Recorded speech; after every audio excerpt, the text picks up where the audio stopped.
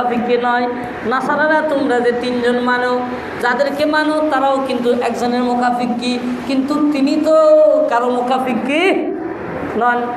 লাম ইয়ালিদ ওয়ালাম ইউলাদ, এই যে লাম ইয়ালিদ ওয়ালাম ইউলাদ, এই আয়াত দ্বারা আল্লাহ তাআলা ইহুদি এবং নাসারাদের প্রশ্নের উত্তর দিয়েছে যে ওই ইহুদিরা তোমরা যে বলো ওয়াকালাতিল ইয়াহুদু উযাইরুন ইবনুল্লাহ, উযাইর যে আল্লাহর বেটা তোমরা বলো, আর নাসারাদেরকে বলে ওয়াকালাতিন নাসারাল মাসীহ ইবনুল্লাহ, হে নাসারারা তোমরা যে বলো ঈসা হলো আল্লাহর বেটা, মারইয়াম হলো আল্লাহর বিবি। ভালো করে শোনো, লাম ইয়ালিদ ওয়ালাম ইউলাদ, আল্লাহ তাআলা কাউকে জন্ম দেন নাই, আল্লাহ তাআলাও কারো থেকে জন্মগ্রহণ করেন নাই। আল্লাহ হলেন বেনিয়াজ, আল্লাহ কারো মুকাফির কেউ না, আল্লাহর কোনো সন্তানাদিও নাই, আল্লাহর কোনো স্ত্রীও নাই, আল্লাহ একক। এই জন্য শুরুতে বলছেন আল্লাহু আহাদ, আল্লাহু আহাদ ওয়াহদাহু লা শারীকা লাহ, আল্লাহর কোনো শরীক নাই, আল্লাহ হলেন বলেন বলেন একক। লাম ইয়ালিদ ওয়ালাম ইউলাদ ওয়ালাম ইয়াকুল লাহু কুফুয়ান আহাদ, আল্লাহ বলছেন হে নবী আপনি তাদেরকে বলে দেন ওয়ালাম ইয়াকুল লাহু কুফুয়ান আহাদ, এমন একজন আল্লাহ তিনি, এমন একজন সৃষ্টিকর্তা তিনি, তিনার সমকক্ষ আর কেউ নাই, তিনার সমকক্ষ দ্বিতীয় কেউ নাই। কেউ যদি অন্য খোদা মানে আল্লাহর সাথে অংশীদারিত্ব করে, কেউ যদি মনে করে আরও খোদা আছে আল্লাহর সাথে শরিকানা করে, আল্লাহ বলেন বান্দারে ভালো করে শোনো, আমি একক, আমি হলাম ওয়াহদাহু লা শারীকা লাহ, আমার সাথে যদি কেউ শরিক করে তাহলে কিন্তু এই দুনিয়া ঠিক থাকবে না। আল্লাহ বলছেন লাউ কানা ফীহিমা আলিয়াতুন ইল্লাল্লাহু লাফাসাদাতা, আল্লাহ কোরআনের ভাষায় বলছেন আমি আল্লাহ ছাড়া যদি আর কোন ইলা থাকতো, আমি আল্লাহ ছাড়া যদি আর কোনো খোদা থাকতো তাহলে আসমান জমিন সব ধ্বংস হয়ে যাইতো, কারণ তখন আসমান জমিনের মধ্যে দ্বন্দ্ব লাগে যাইতো। দ্বন্দ্ব লাগতো কিনা? অবশ্যই লাগতো। এক চেয়ারম্যান একটা বলে আর এক চেয়ারম্যান আর একটা বলতো নাকি, তখন দ্বন্দ্ব লাগতো কিনা বলেন? তখন যদি একের অধিক খোদা হতো, একজন বলবে আজকে বৃষ্টি হবে, একজন বলবে না না বৃষ্টি দেওয়া যাবে না, মানুষের কষ্ট হয়ে গেছে, একজন বলবে আজকে সূর্য উঠবে, একজন বলবে সূর্য উঠানো যাবে না, দ্বন্দ্ব লাগতো কিনা বলেন?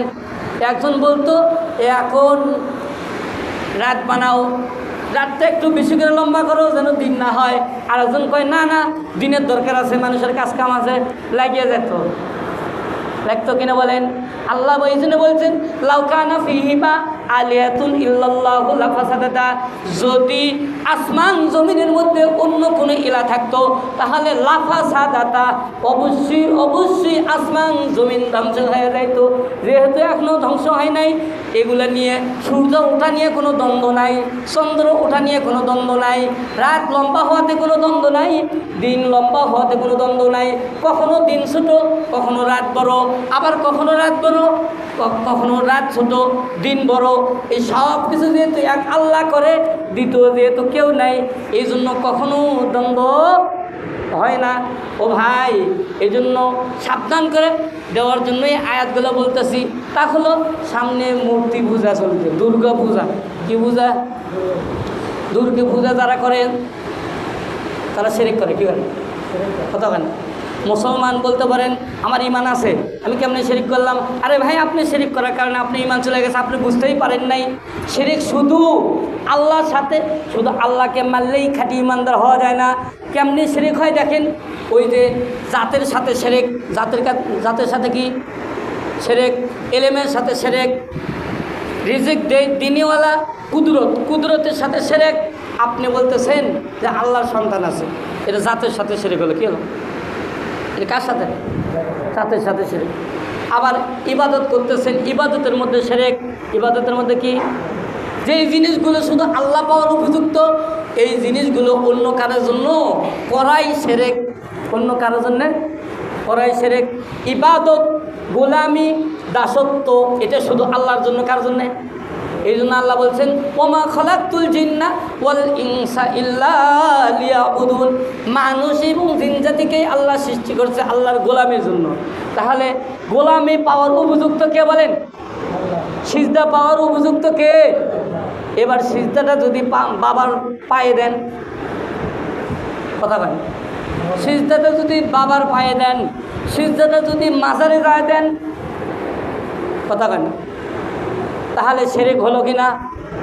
শিরক হয়ে গেল, আপনার ঈমান চলে যাওয়া। সন্তান দিবে আল্লাহ, আপনি বাবার কাছে যা সন্তান চাচ্ছেন, কার কাছে বলেন? বাবার কাছে যা সন্তান দিবে আল্লাহ, আপনি মস্তান সিজদে দিয়ে বলতেছেন, বাবারে দীর্ঘদিন ধরে বিয়ে শাদী করছি, সংসারে কোনো সন্তান এনে নেয়, খালি দ্বন্দ্ব আর দ্বন্দ্ব, একটা সন্তান দাও। বারবার মিয়া হচ্ছে, সিজদে দিলেন, মাজারে যায় কিছু ছাগল দিয়ে এলেন, পোলা নিয়ে গেলেন, মুরগি জবাই করে নিয়ে যা ওখানে সিজদে দিয়ে বলতেছেন, বা এবার বাবার কাছে চাচ্ছেন, বাবারে দীর্ঘদিন দিয়ে বিয়ে করছি, আমার সংসারে খালি কন্যা সন্তান, ছেলে দিও। কি দিও? ছেলে দিও। শিরক হলো কিনা বলেন? কথা বলেন, শিরক হয়েছে কিনা? ব্যবসায় বরকত নাই, খালি লস খান লস খান। এবার মহস্থান গিয়া মাজারে গিয়া বাবার দরবারে মান্যত পূরণ করলেন, মান্যত করলেন, ব্যবসায় খালি লস খাই। বাবা এবার যদি লাভ হয় তোমাকে একটা খাসি দিয়ে দেবো। শিরক করলেন, কি করলেন? বাবার থেকে চাইলেন, আরে ভাই আল্লাহ থেকে চান। কে চান? এই যে প্রথম যে আয়াত বলছি, বুঝতে পারছেন তো? সব কিছু সৃষ্টি করছে আল্লাহ, সব কিছু ধ্বংস করবেন কে? আল্লাহ। তাহলে সৃষ্টি করার মালিক যিনি, ধ্বংস করার মালিকও তিনি। অন্যের কাছে কেন যাবেন? আল্লাহ বলছেন ফান্না তু ফাকুন, কোথায় বিপরন্ত হও, কোথায় চাও? আমার কাছে চাও, যাও কোথায় তুমি? তাহলে যেই জিনিসগুলো আল্লাহ তাআলার মধ্যে, আল্লাহ তাআলার পাওয়ার উপযুক্ত, সেগুলো অন্যর জন্য করাই হলো শিরক। সেগুলো অন্যর জন্য করাই হলো শিরক। তাহলে শিরক করলে ঈমান থাকে না। পূজা করে, এই যে হিন্দুরা পূজা করতেছে, মূর্তি পূজা, ইবাদত হবে শুধুমাত্র আল্লাহর জন্য। কার জন্যে? আল্লাহর দরবারে নত হও, আল্লাহর দরবারে চাও, আল্লাহ তাআলার গোলামি করো। এরা যে মূর্তি বানায়, এই মূর্তিকে শরীক করে আল্লাহর সাথে। ওই যে প্রথমে বললাম, তিন দল একই প্রশ্ন করে। কি করে? তিন দল কি করে? একই প্রশ্ন, একাধিক খোদা মানে তারা 360টা মূর্তি পূজা করে। কি করে? 360টার মূর্তি পূজা করে। তা যারা মূর্তি পূজা করে এরাও একাধিক খোদার অংশীদারিত্ব হিসেবে শরিক করে। কি করে? আর যারা শিরক করে, শিরক ইন্না শিরকা লাযুলমুল আযীম, শিরক হলো সবচেয়ে বড় গুনাহ, সবচেয়ে বড় অন্ধকার। শিরকের গুনাহ আল্লাহ মাফ করবেন না, শিরকের গুনাহ ক্ষমার অযোগ্য। তো